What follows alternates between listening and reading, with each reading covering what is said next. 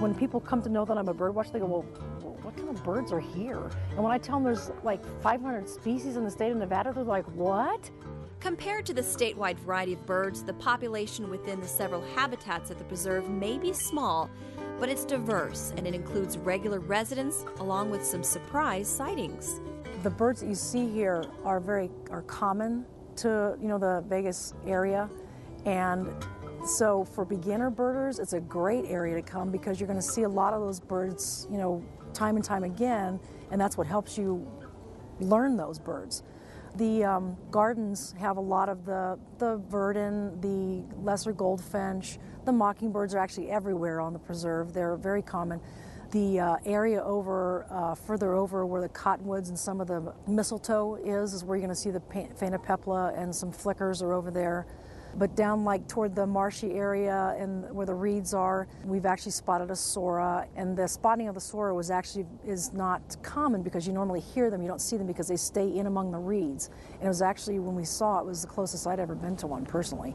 Spring and fall are the prime bird watching seasons. The migration period is actually like August, September into October, and then again in the spring, into February, March, April, is when you actually get the songbirds that go through and the hummingbirds that come back and things. But even in the colder weather, there are attractions that make this a fine time to practice birding. The one main winter visitor we have in Las Vegas is the white-crowned sparrows. You're going to see those. But you can see flocks of the red-winged blackbirds here at the Springs Preserve early in the morning. The red-winged blackbirds are more seasonal. They're not here all the time. Consistent visitors and constant inhabitants give beginning and intermediate birders the chance to recognize certain species through a process of repetition and elimination. When you're looking at birds, one of the first things you do, especially when you're a beginner, you want to get the size, figure out what the size is, look at the beak, what kind of beak it has, what kind of tail it has, if it's square, if it's pointed, if it's, all the different things. And then you'll start looking at eye markings. And that's how you learn as you go along, and is just starting to get to know the sizes of the birds.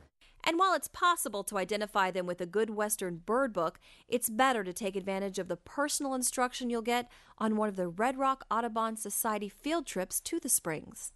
We do it the first Saturday of every month from 8 to 9:30 in the morning, and everyone is welcome. It was on trips like this that Pam first got a chance to gather some basic knowledge and tools. And when somebody would say, and I go, where? Because a lot of times you won't see them and the other people will.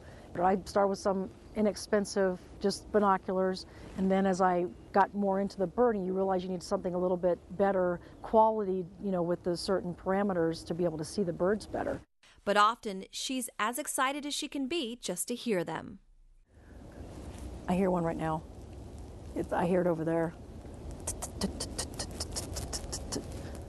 The Springs is such a welcome and accessible sanctuary for both birds and birders. Once you're here, you can discover a lot just by being still. When you see something like this in the middle of the city, it's kind of like when you go to New York and, Central Park. So to be able to have this right in the center here and to be able to just come out here, there's areas you can just sit and you don't even have to walk around if you don't want to. Just sit and the birds will come to you. Unless you're like Pam, who would much rather go after them.